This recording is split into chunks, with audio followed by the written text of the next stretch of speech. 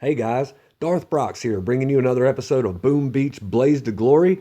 I wanted to show you this base here because it's a good example of keeping cool under pressure and adapting on the fly when you make a few mistakes. What it is a fairly typical layout of the Shield Gen 3, Shock Blaster 3. He's got 4 Ice Guardians up front, and trust me, he's got 2 boosted Ice Masterpieces back in the bushes. But what I see, guys, is that he's leaving me some space, some free economy buildings right there before anything major even comes into play. And he's got all his cannons around the left side and up front. So I am going to smoke a Cryoneer heavy Zooka army to the back right corner. Let's check it out. I go ahead and use a barrage, and I believe I end up with 2 artillery on that flamethrower, but it's got to go. That is where I'm taking my army. And I've got a pretty good plan here, guys. But the smoking hookah, and then especially when you add cryos, is a thing that takes practice. So I launched 3 heavies up front, all the ladies to the right side, and then another boat of heavies up to the left.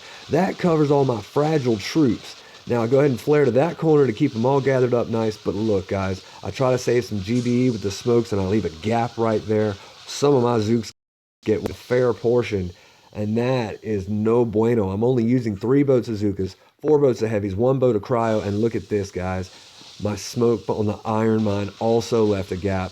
I'm really depressed at this point. I'm thinking, I'm concentrating on the smoke right here, but now that I've got them positioned, I'm looking at the numbers, and I can't remember what it was, but I had lost at least a boatload of my Zooks, and I'm wondering if I have what it takes to do this, but I decided to proceed with the plan. However, I launched the critter pack a little early. I really meant to wait until that resonance blew up, but it still served the purpose I originally intended it to, although maybe not for exactly the duration I wanted it to. It took 2 shocks away, though. The critters attracted 2 shocks, so all I can do now, guys, is watch what they do and wait to see if I'm going to need a regroup, to reflare to some kind of building, or what exactly they're going to do. This shock launcher has got to go, and of course the shield generator has got to go, and I then at that point still have to have enough heavies to rush the core. So at this point, I'm liking that they're working on the shock launcher, and look at this. There was one little MVP Zooka in the bushes the whole time working on the shield gen. Now 1 heavy and about 5 or 6 other Zookas and a cryo work it down. So I'm watching the progress on that, guys, trying to keep an eye on my other troops. And as soon as it pops, I go ahead and flare the HQ, guys. YOLO time. I med kit the Zookas that I think are most likely to take some rockets. I find I have another med kit, and I go ahead and pop it on the other half of the Zooks. Look, they take a shock, but they're under the med kit. Most of the Zookas are still banging. There's a heavy and a cryo still taking some rockets down below. 1 Zooka attracts more rockets, and the rest of the pack stays there. Boom! Man, oh man. Battles like that really get my juices flowing, guys.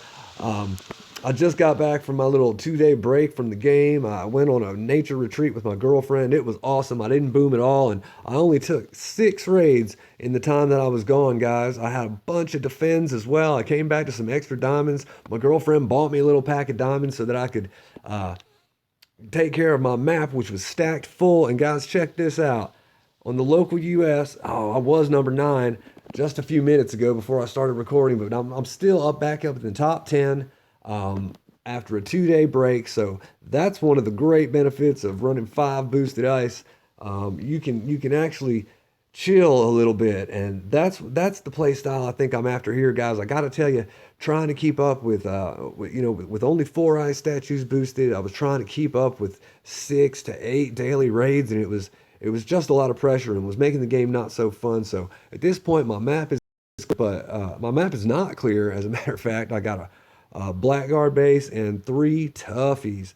Zeke KKC, who has coincidentally moved around the mines on his base, guys, to impede a little more, I believe, the suicide attack I showed you in the last video.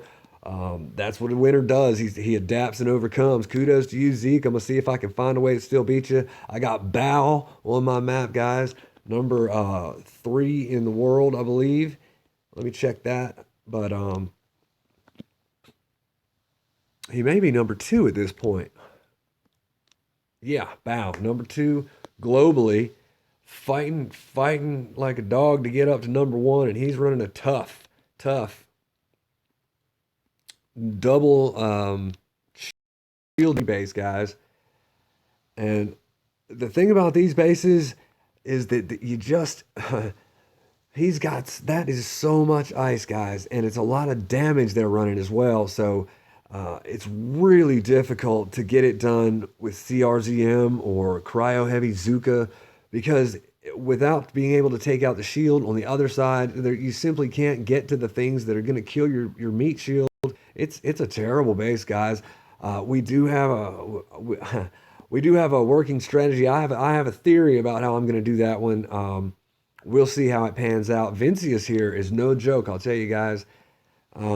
He's running 7 ice, 2 boosted, and he has a very unfriendly layout for CRZM. So I'm going to have to figure out something on old Vincius too. I'll probably boost up again later, guys, and see if I can get these last 3 dudes. Won't have to spend any diamonds if there's only 3 players. So anyways, I hope you liked the video. Like it if you did. Don't if you didn't. But whatever you do, keep a booming.